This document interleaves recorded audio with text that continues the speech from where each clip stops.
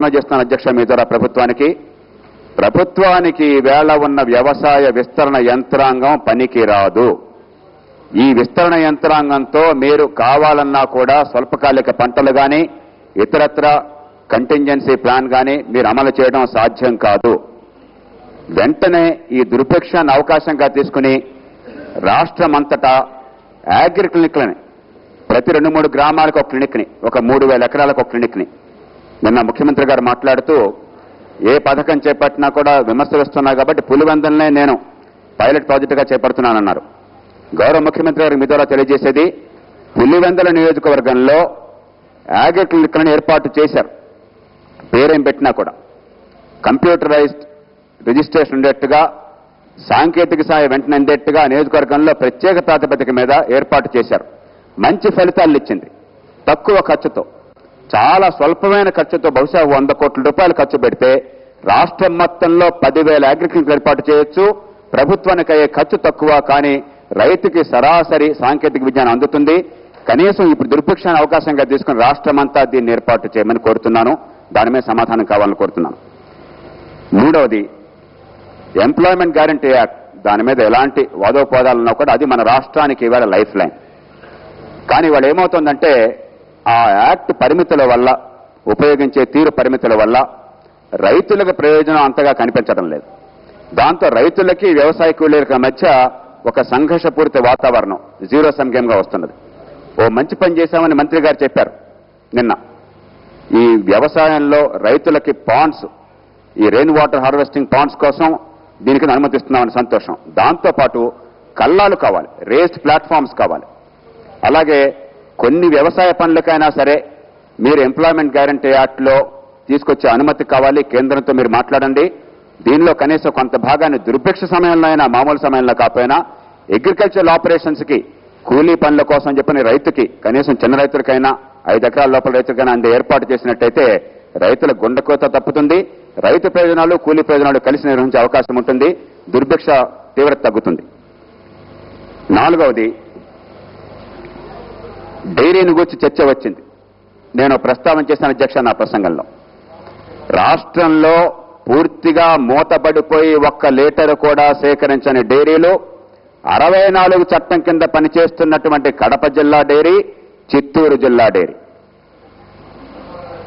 అలాంటిది 95 చట్టం కింద బాగా పనిచేస్తున్న డైరీలన్నీ కూడా అర్ధరాత్రి తలుపు తట్టి అకస్మాత్తుగా కలెక్టర్ చేతుల్లో, అధికారుల చేతుల్లో పెడితే ఈవేళ లక్షలాది రైతులు సుప్రీంకోర్టులో ఈ డైరీలను కాపాడుకోవాలని ప్రభుత్వంతో పోరాడుతున్నారు.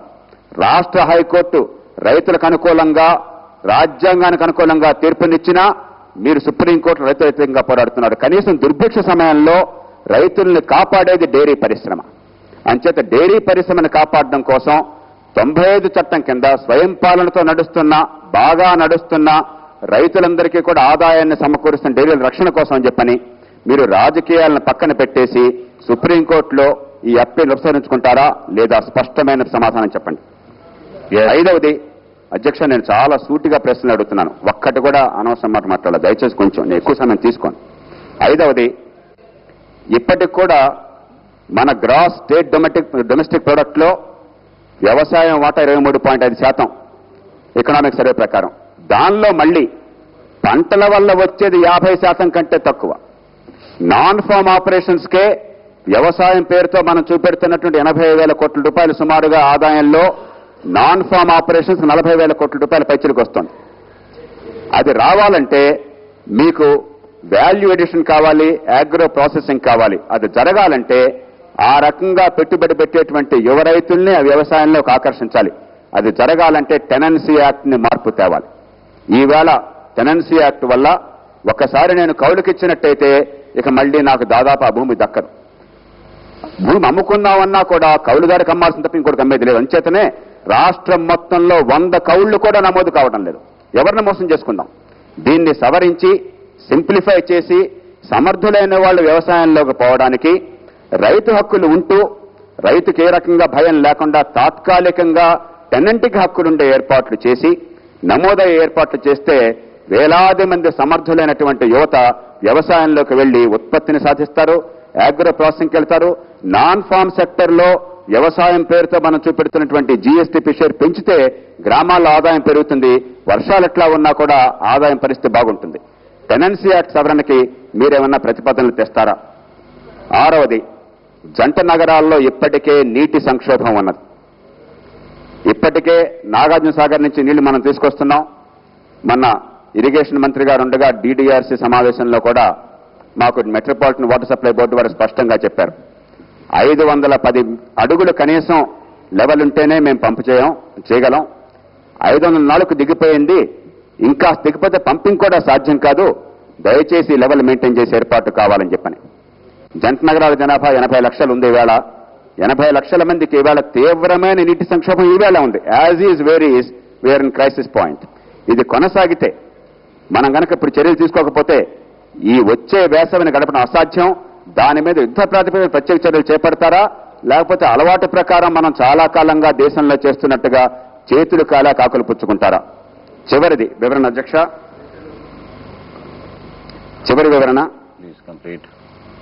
ఈవేళ సహజంగానే వర్షపాతం తక్కువయ్యేసరికి విద్యుత్ డిమాండ్ పెరుగుతోంది, కానీ అదే సమయంలో హైడ్రో పవర్ లేకపోవడం చేత సప్లై తగ్గుతున్నది.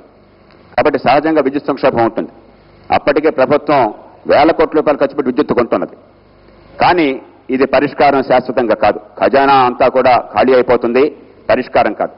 ఎన్నో ఏళ్ల నుంచి ఎంతో మంది చెప్తున్నాం, ఇప్పటికైనా ఈ సంక్షోభాన్ని అవకాశంగా తీసుకుని distribution management, decentralised distribution management, వికేంద్రీకరించిన పంపిణీ బాధ్యతని ఎనర్జీ ఆడిటింగ్తో సహా మీరు చేపట్టి విద్యుత్తులో ఉన్నటువంటి వృధాని అరికట్టి వోల్టేజ్ ఫ్లక్చువేషన్ నివారించి రైతులకు సేవలంచడంతో పాటు విద్యుత్ కొరతని రేపొద్దున పెరగబోయే కొరత ఈ సంవత్సర కాలంలోనే దాన్ని తగ్గించే ఏర్పాటు నిర్దిష్టంగా మీరు చేస్తారా? చేయమని విజ్ఞప్తి చేస్తున్నాను అధ్యక్ష.